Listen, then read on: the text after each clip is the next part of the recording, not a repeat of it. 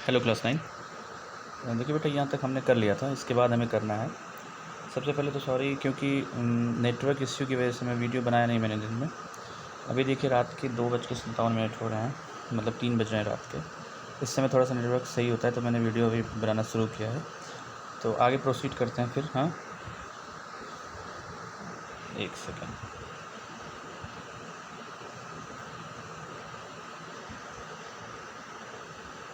Fractional distillation वगैरह हो गया था। हाँ, अब जो है यहाँ से आगे प्रोसीड करना शुरू करते हैं। 2.3.8 को डिस्कस करना है आज। How can we obtain pure copper sulphate from an impure sample. Copper sulphate को इम्प्योर सैंपल से कैसे सेपरेट किया जाएगा। There is a process known as crystallisation. You should know. Crystallisation नहीं जानते हैं तो अभी बताता हूँ मैं। जैसे समुद्र से जो हम नमक भी निकालते हैं या नमक अलग करते हैं, नमक बनाते हैं, इट्स अंडर मतलब इसी प्रोसेस से होता है, क्रिस्टलाइजेशन प्रोसेस से ही होता है। सॉरी, आगे लाइन बाय लाइन चलते हैं। क्या होता है actually? Crystallisation is a word, crystal is a word, by this phenomenon is called crystallisation. ये सारी चीज़ें आपको पता होनी चाहिए। एक एक एग्जाम्पल के हिसाब से फिर उसने एक एक प्रोसेस को बताया है। Started from distillation, fractional distillation, sublimation, ठीक है, सेंट्रीफ्यूगेशन, सारे प्रोसेसेस एक एक एग्जाम्पल की हेल्प से उसने बताया। ठीक है, चलिए स्टार्ट करते हैं। 2.3.8 how can we obtain pure copper sulphate. तो पहली बात तो कॉपर सल्फेट का formula Cu is copper and SO4 is sulphate. तो कॉपर सल्फेट इज़ CuSO4, ठीक है ना। एक्टिविटी के थ्रू चलते हैं। देखिए, take some approximately 5 gram of impure sample of copper sulphate in a china dish. China dish is like this, एक मतलब छोटी सी प्लेट टाइप की होती है चाइना डिश। इसमें इम्प्योर कॉपर सल्फेट ले लेना है, dissolve it in minimum amount of water, ठीक है ना, and filter the impurities out, impurities को अलग कर लेना है। Evaporate water from the copper sulphate solution. Water को यहाँ से फिर एवेपोरेट कर लेना है, पहले फ़िल्टर कर लेना है, इम्प्योरिटीज़ कुछ अलग हो जाएंगी। फिर जो बचेगा कॉपर सल्फेट उसको इवेपोरेट कर लेना है। इवेपोरेशन मतलब होता है कि वाटर वेपर का निकलना, ठीक है ना। So as to get a saturated solution, एक सैचुरेटेड सोल्यूशन पाने के लिए हम यहाँ से इवेपोरेशन करेंगे वाटर का। After filtering this solution, copper sulphate impure को वाटर में डिज़ोल्व करेंगे, उसको फ़िल्टर करेंगे। जो फ़िल्टर छानने के बाद जो आएगा उसको जो है उसमें जो छानने के बाद जो लिक्विड होगा वो मान लो आपका इम्प्योरिटीज़ फॉर्म में निकल गया। और फिर जो छानने के बाद फ़िल्टर करने के बाद जो बचा रहेगा उसको क्या करेंगे, इवेपोरेट करेंगे, जिससे कि वो सैचुरेटेड सोल्यूशन बन जाए और वाटर निकल जाए। Cover the solution with a filter paper and leave it undisturb at room temperature to cool slowly for a day. एक दिन के लिए छोड़ दें उसको फिल्टर पेपर से कवर करके। You will obtain the crystals of copper sulphate in china dish.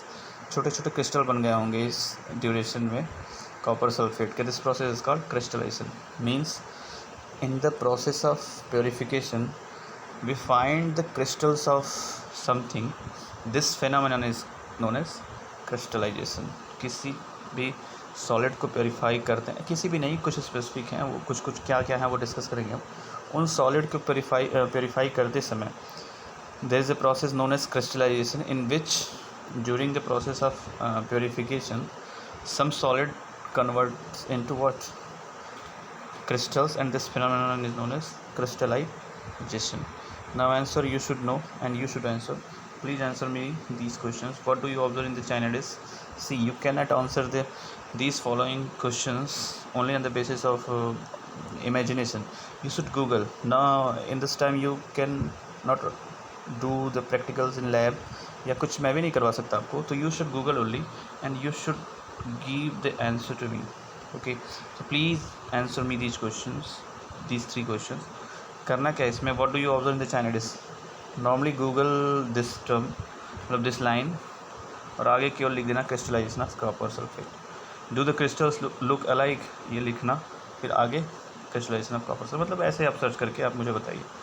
देखिए अब आगे चलते हैं। The crystallisation method is use to purify solids. You should know कि सॉलिड को प्योरीफाई करने के लिए, for example the salt we get from the sea water can have many impurities in it. बहुत सारी इम्प्योरिटीज़ हो सकती हैं। To remove these impurities the process of crystallisation is use. जो मैंने आपसे बताया, so crystallisation is a process that separates a pure solid in the form of its crystal from a solution. Pure solid को अलग करेगा किसी एक solution से, वो भी किस फॉर्म में, क्रिस्टल फॉर्म में। बस क्रिस्टलाइजेशन की डिफिनीसन ये है। क्रिस्टलाइजेशन अगर आपसे पूछा है तो आप यही लाइन लिखेंगे, crystallisation is a process that separate a pure solid at the solid in the form of its crystal, इसके क्रिस्टल के फॉर्म में फ्रॉम ए सोल्यूशन। किसी भी सोल्यूशन से क्रिस्टल के फॉर्म में सॉलिड को सेपरेट कर लेना इज नोन एज क्रिस्टलाइजेशन। मतलब this line is important. Okay, crystallisation technique is better than simple evaporation technique as normally, मतलब क्रिस्टलाइजेशन ना करके नॉर्मली हम इवेपोरेशन भी करवा सकते थे इस कॉपर सल्फेट सोल्यूशन का, लेकिन हमने ऐसा क्यों नहीं करवाया, क्यों हम मतलब नॉर्मल इवेपोरेशन की जगह क्रिस्टलाइजेशन करते हैं। See these two are the reasons, some solids decomposes और सम लाइक शुगर में get charred on heating to dryness. ठीक है ना, ये प्रॉब्लम हो जाती है।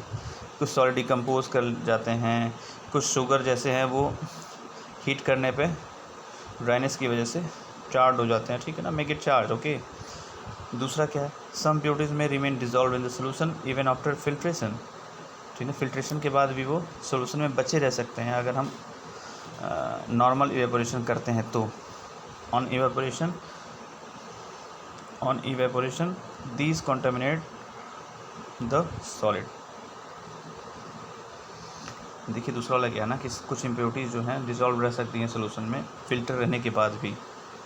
ठीक है, जैसे मान लो फ़िल्टर किया तो कुछ रह गया उसमें, और जब हम इवेपोरेशन करेंगे, ठीक है ना, on evaporation these contaminate the solid, evaporation करेंगे तो ये कॉन्टेमिनेट करेंगे किसको, जो हमारा प्योर सॉलिड बनने वाला है उसको।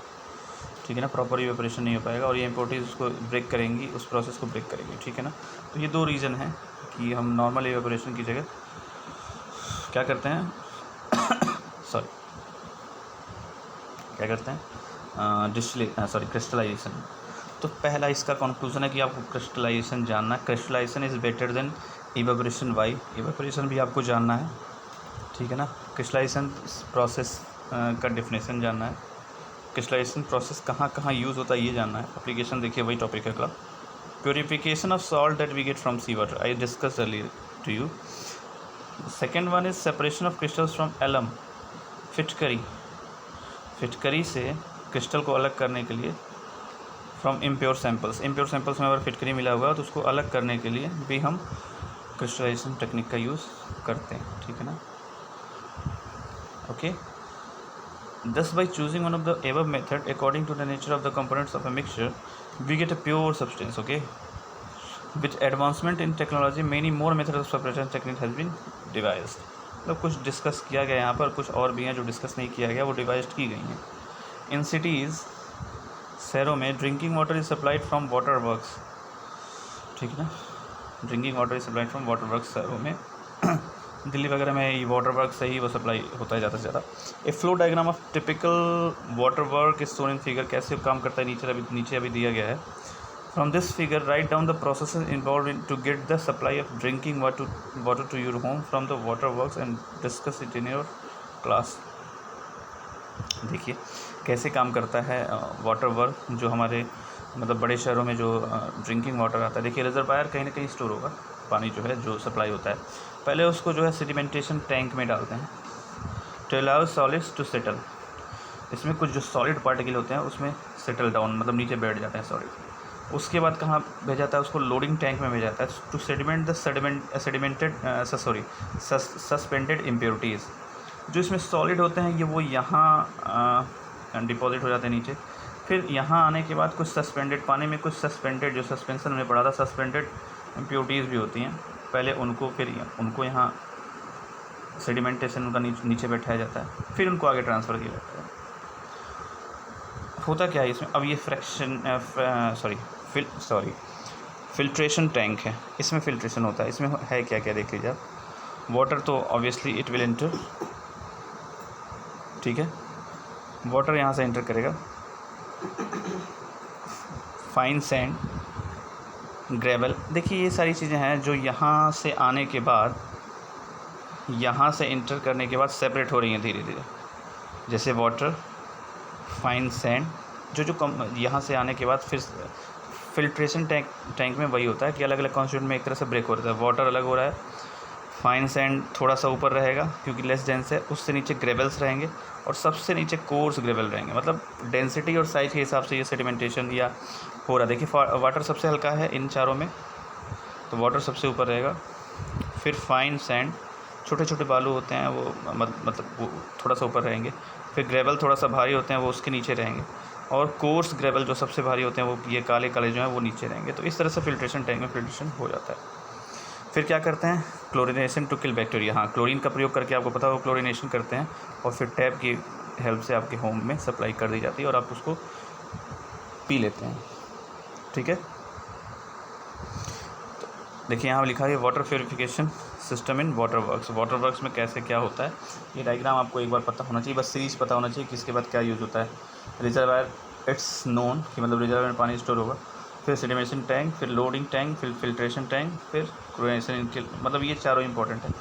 यहाँ घर में टोटी तो होगी और पानी स्टोर करने के लिए शहर में कुछ ना कुछ होगा ही रिजर्वायर, या जहाँ भी रिजर्वायर होगा। ठीक है ना, तो ये मेन चार प्रोसेसिंग में इंपॉर्टेंट यही है। ये तो इनपुट और आउटपुट है ये दोनों। ठीक है ना, तो ये चार आपको थोड़ा सा पता होना चाहिए। ठीक है, water purification system in water works. Okay, question ये 3 मैं कल डिस्कस करूँगा, कल वाली क्लास में जब भी नेक्स्ट क्लास होगी। ये 3 क्वेश्चन, वैसे ऊपर वाले जो क्वेश्चन है वहाँ पर मैं आंसर करें, इसको मैं नेक्स्ट क्लास में डिस्कस करूँगा। नेक्स्ट टॉपिक है फिजिकल एंड केमिकल एजेंसी। थोड़ा सा इसके बारे में बता देता हूँ, थोड़ी सी इन्फॉर्मेशन देता हूँ। नेक्स्ट क्लास में इसको डिस्कस करेंगे, लेकिन थोड़ी सी इन्फॉर्मेशन आप जान लें। ये 3 क्वेश्चन डिस्कस होगा नेक्स्ट क्लास में। फिर फिजिकल एंड केमिकल प्रॉपर्टीज भी फिजिकल एंड केमिकल चेंजेस भी विल डिस्कस। ठीक है, फिजिकल एंड केमिकल चेंज है। फिजिकल और केमिकल चेंज से एक वर्ड आप ध्यान में रख लीजिए, रिवर्सिबल और इरिवर्सिबल। रिवर्सिबल का मतलब होता है जो एक बार चेंज होने के बाद रिवर्स हो सके। इरिवर्सिबल का मतलब होता है कि जो एक बार किसी चीज़ में कन्वर्ट हो गया वो रिवर्स ना हो सके, उसको इरिवर्सिबल बोलते हैं। तो फिज़िकल चेंजेस आर रिवर्सिबल। मतलब एक बार अगर बर्फ़ से पानी बन गया तो पानी से फिर बर्फ़ भी बन सकता है। This is known as physical change. Reversible, यहाँ से बर्फ़ से पानी बना, पानी से बर्फ़ भी बना, मतलब रिवर्स भी आ सकता है, रिवर्सिबल। ठीक है ना, लेकिन केमिकल चेंजेस आर इरिवर्सिबल। जैसे दूध है, दूध से अगर दही बन गया तो फिर दही से हम दूध नहीं बना सकते। This is irreversible. ऊपर वाला रिवर्सिबल, नीचे वाला इरिवर्सिबल। तो ये एक कॉमन अंडरस्टैंडिंग है कि physical changes are reversible and chemical changes are irreversible. Example से आप ध्यान रख सकते हैं, दूध दही और ऊपर क्या था, पानी बर्फ़। ठीक है ना, ठीक है, इसको नेक्स्ट क्लास में डिस्कस करेंगे। कोई डाउट हो तो पूछो। Thank you.